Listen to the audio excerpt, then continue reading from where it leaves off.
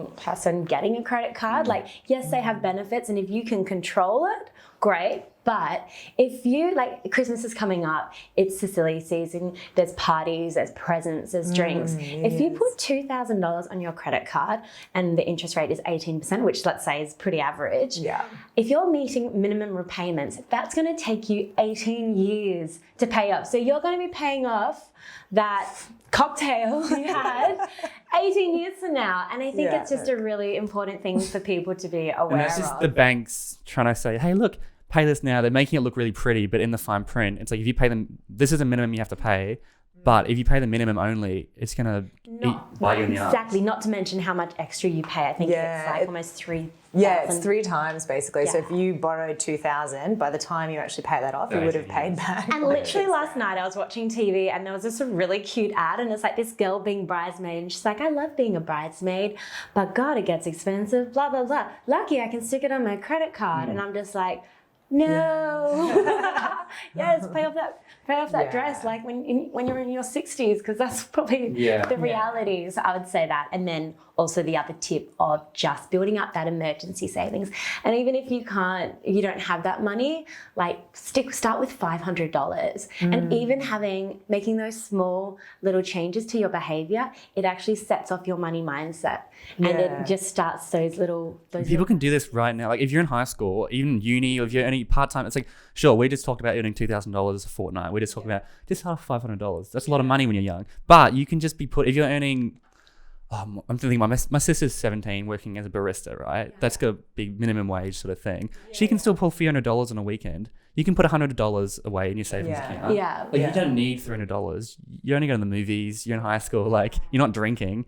It's you can still save money right now. Yeah, when I was a kid, I had my first job was cleaning a doctor's surgery, and then my second one was working at a cafe. Really started moving up in the world, and I used to have envelopes where I would like take the cash out, so it wasn't in my account, and then I'd put the money in an envelope and I'd write what it was for. So it might be for a holiday. I remember being young and being like so desperate to own a pair of Sass & Bide jeans, and I remember writing. Such a good investment. Yeah, great investment. But anyway, and like I'd literally put money away in it and I'd hide it at the bottom of my cupboard. So I guess the point is there's lots of ways to skin this cat, but the important thing is to have the behaviour of just... But that was before automatic payments. That was before you could just jump into your app and go... And I did the opposite. So I was like, money in, how quick can I spend this? Which is probably the standard. Yeah. Oh, yeah, absolutely. And I was in this corporate job, literally living paycheck to paycheck, sometimes even having to borrow money off my sister. And I remember one day she came up to me and she was like, her name's Bryony, and she's like, Molly, the Bank of Bryony has closed. We don't deal with bad debtors. And she's like, you got to get your shit. So you've got to get your feet together with money. I don't know if you're allowed to swear or not, sorry. You swore earlier, I think it's fine. And that for me was like a big moment. I was like, oh my God, I really do. And so what I always like, because there's always this big moment. It doesn't matter what topic we're talking about. There's always celebrities, there's actors, or whoever you admire. They always have this moment. And the way I figure is don't have the moment yourself. Listen to people. Like, we can learn from your moment and we can implement it now. Don't wait until you're, 25. Don't wait until you're 35, 45, whatever age it is, to have your moment and then go, oh, now I'm going to start saving. And that's the thing.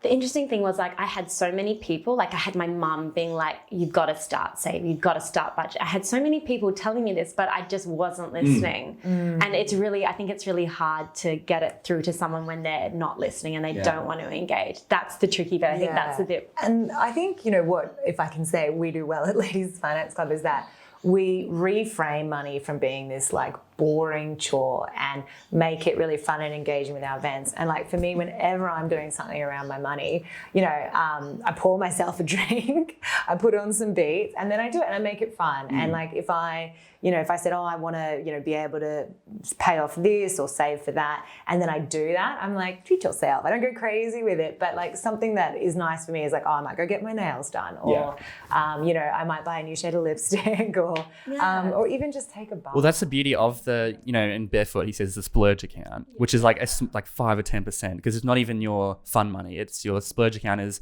you have to spend it. You have to go buy lipstick. It's just you kind of to release every week or every every fortnight. For me, mine seems to build up because I forget about it, and then I'm like, oh sweet, I got $400 I can just waste on something. It's just that reframe of like, you know, oh, it's painful, it means having no fun and stuff like that. I mean, there's two things. There's this saying that if you live fake rich now, you're going to live real broke later. Yeah, that's good. So no one wants to be that person. Hocus, I am brokest. But the thing is, like, I feel like a boss when I've got my money shit together. Yeah. And I'm like, yeah, I can say bugger off to that bad boss or to that like relationship or, you know, the house where it's leaking and I'm like, I really need to move. Yeah. And, you know, I'm so proud of myself when I've, you know, done small things early to mean that I've got so many choices now. And it's like, who doesn't want to be their own baller boss of their life? Because that's what it gives you. In those